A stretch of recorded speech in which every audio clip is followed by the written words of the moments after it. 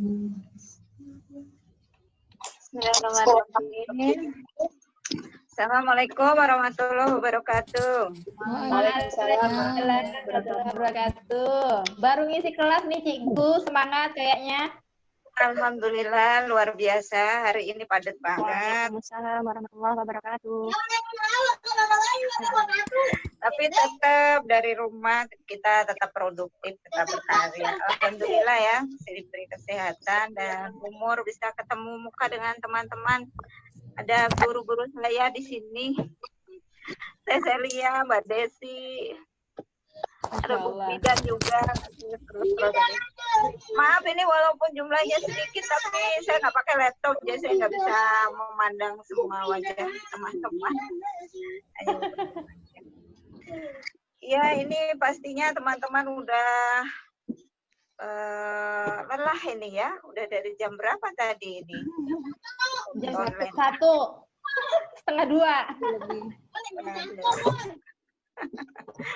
Anak saya juga udah protes mau minjem HP katanya. Jadi saya banyak-banyak nih. Saya juga udah pertemuan keberapa ini dengan teman-teman Reformator. Jadi saya bingung ngapain apa lagi. Udah bertebaran di Facebook. Reportasenya motivasi menulis juga. Aduh, teman-teman ini sudah pada melesat di luar sana. Jadi kalau mau ngomongin cerita masa lalu kok rasanya saya bertambah merasa jadi tua ya. Iya. Jadi kita memikirkan kita bicara masa depan aja ya, biar berjiwa muda. Masya Allah. Makanya begitu. Ya, Tidak ada masa depan tanpa masa lalu ya. Kata Wulan tadi ya.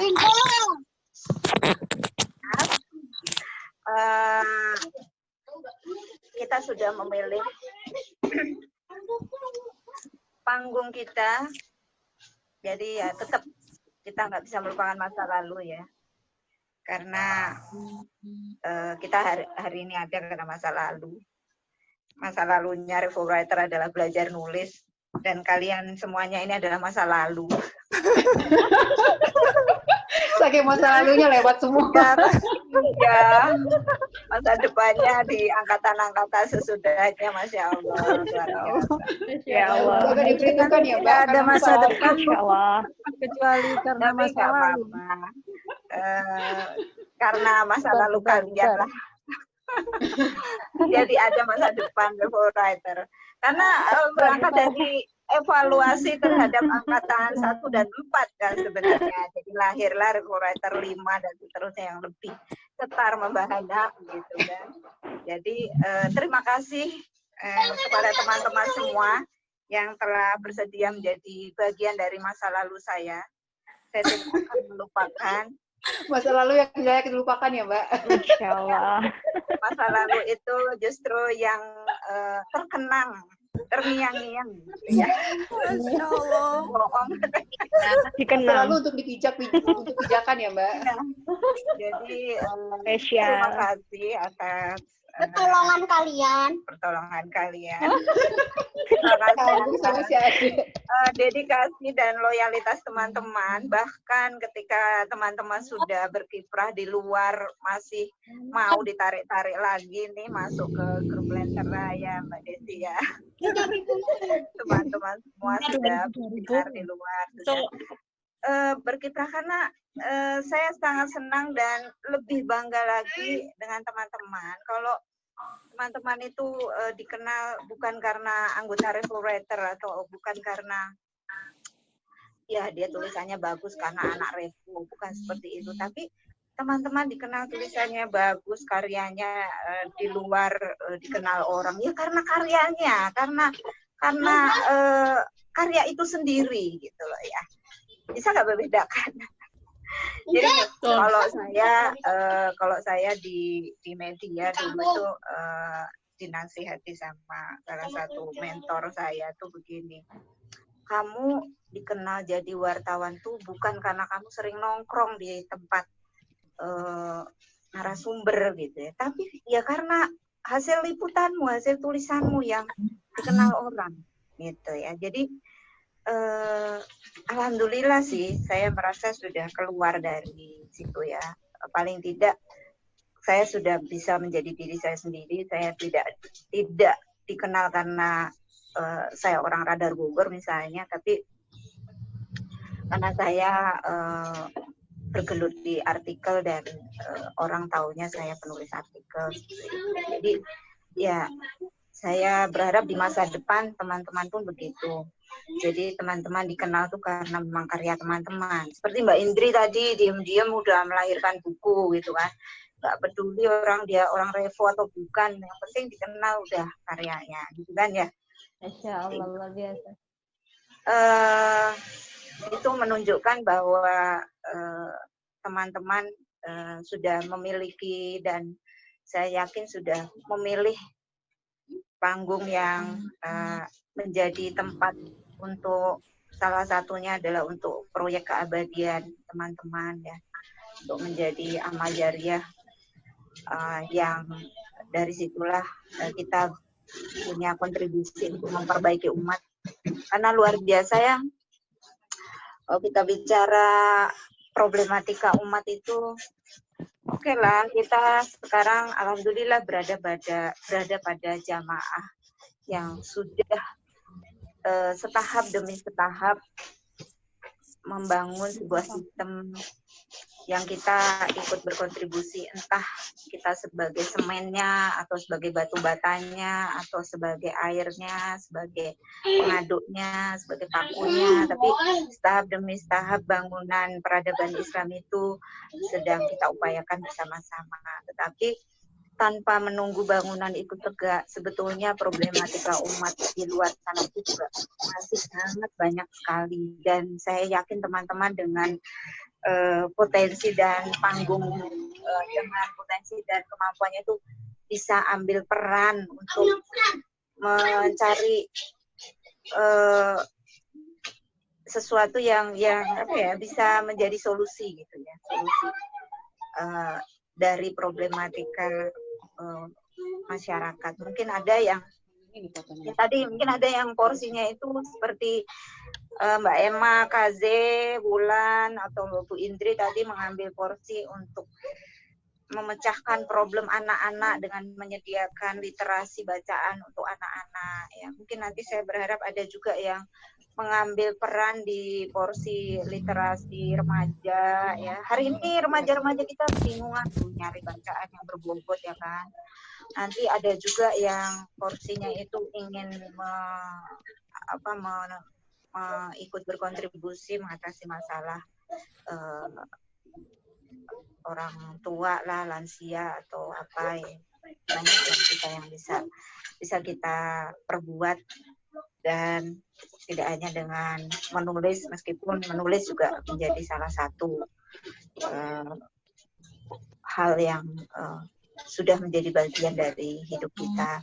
Teman-teman kan sudah punya pekerjaan dan latar belakang keilmuan masing-masing ya, luar biasa, dan itu bisa kita kontribusikan atau kita relasikan dengan kemampuan kita menulis ya. Misalnya kalau yang dokter itu ya udah konsen aja nulis masalah kesehatan gitu ya, kesehatan, terus nggak usah merasa berkecil hati, kok saya nggak bisa nulis politik ya, gitu. Ini buat kamu kan maksain juga, nggak apa-apa. Pembaca butuh pencerahan juga di bidang kesehatan gitu kan. Saya cuma guru TK ya, nulis soal anak-anak praktisi. Saya cuma ibu rumah tangga loh. Justru kisah-kisah rumah tangga itu yang mengharu biru, yang banyak dibutuhkan ya. Jadi ingat air mata rumah tangga dan bengkel istri. Dan bengkel istri kebawa bapernya. Istri di sini. Pasti kebawa bapernya tadi itu ngajar ada 100 lebih ya. 100 sekitar 101, lebihnya 1 doang. 101 dan luar biasa ya. Saya cuma berbagi secuil ilmu yang dan pengalaman gitu, tapi ternyata itu menjadi pencerahan yang luar biasa buat orang lain, buat teman-teman. Ya seperti itulah. Jadi Allah menitipkan kita pengalaman hidup itu rasanya bukan tanpa hikmah. Walaupun pengalaman hidup itu sebuah penderitaan, sebuah roller coaster gitu ya, itu hikmahnya luar biasa. Apalagi kalau kita mampu menganalisa dan mengambil hikmahnya, kemudian kita tuliskan, kemudian kita berani membagikan. Saya belajar dari banyak penulis. Akhir-akhir ini memang saya jarang menulis karena saya lebih banyak membaca ya. Ternyata memang kisah-kisah seperti itu penting ya. Kenapa Al-Quran itu isinya dominan mayoritas juga kisah, karena manusia itu memang lebih memahami hikmah jadi dari suatu peristiwa atau kejadian itu dengan kisah gitu ya, dengan kisah-kisah. Dan tulisan-tulisan yang berbobot dan bestseller tuh rata-rata dimulai dari kisah, entah itu novel bertutur dari pengalaman penulisnya gitu kan, atau buku-buku non-fiksi juga berkisah tentang pengalaman-pengalaman hidupnya gitu. Karena ternyata memang begitu, kalau bagi saya ya, pengalaman hidup itu sesuatu yang dititipkan Allah kepada kita untuk kita ambil hikmahnya dan kita tunjukkan kepada masyarakat. Mungkin orang lain yang punya pengalaman hidup sama seperti kita itu, oh ternyata saya harus begini ya untuk bangkit, oh saya ternyata harus begini untuk bisa mengembalikan kembali kebahagiaan. Jadi galilah potensi itu sebenarnya tidak jauh dari diri kita ya. Sudah dititipkan Allah sama kita, entah itu berupa ilmu, pengalaman hidup, atau pertemuan kita dengan orang-orang, pertemuan saya dengan teman-teman semua di sini, dengan komunitas kita ini, dengan travel writer ini adalah suatu kenikmatan yang luar biasa yang menjadi modal dasar buat kita untuk bisa lebih bermanfaat untuk umat, untuk masyarakat. Aduh, saya jadi berasa menggurui teman-teman yang sudah sangat biasa ya. Tidak ada maksud seperti itu. Saya hanya berbagi pengalaman berdasarkan apa yang saya rasakan, bahwa setelah saya memilih panggung saya dengan menulis ini, dan saya berusaha juga mengajak teman-teman untuk bersama-sama berada di panggung yang sama dengan saya. Bahkan mungkin sekarang saya lebih banyak berada di belakang panggung untuk berusaha memanggungkan teman-teman semua di luar sana yang baru bersemangat untuk menggali potensinya. Itu suatu kenikmatan yang tidak bisa diukur dengan materi, tidak bisa diukur dengan uang.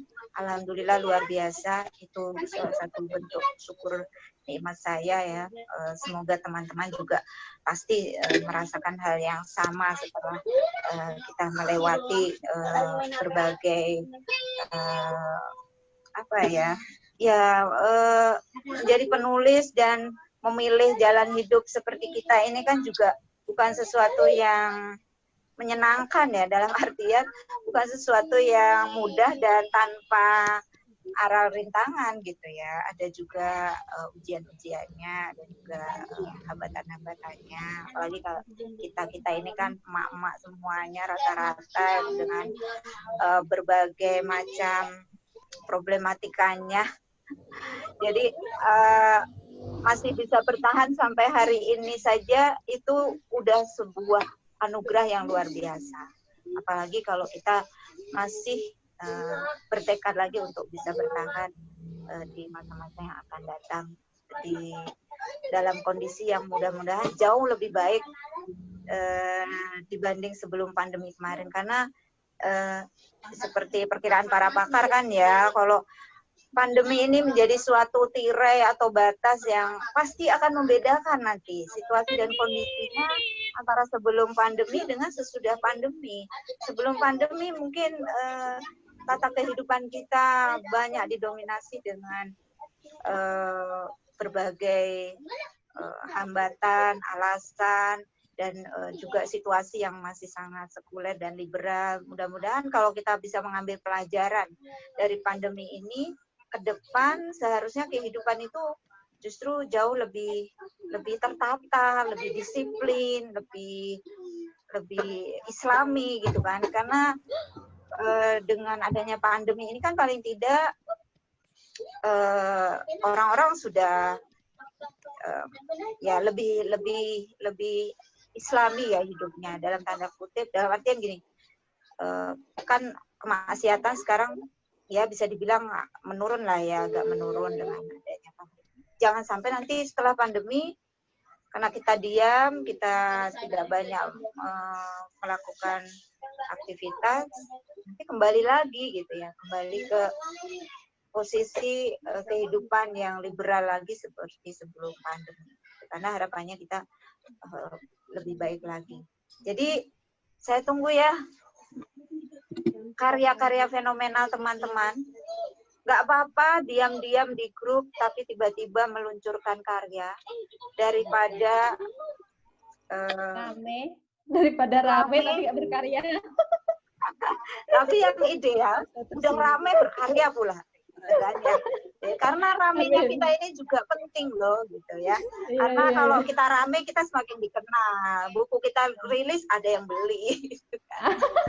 Jadi harapannya ya semakin rame orangnya, semakin rame karyanya. Gitu. Amin, amin, amin, amin. Saya tunggu Amin. karya-karyanya dari teman-teman semua. Bila taufik wal hidayah, mohon maaf kalau ada yang kurang berkenan. Bila taufik wal hidayah, wassalamualaikum warahmatullahi wabarakatuh. Waalaikumsalam. Waalaikumsalam warahmatullahi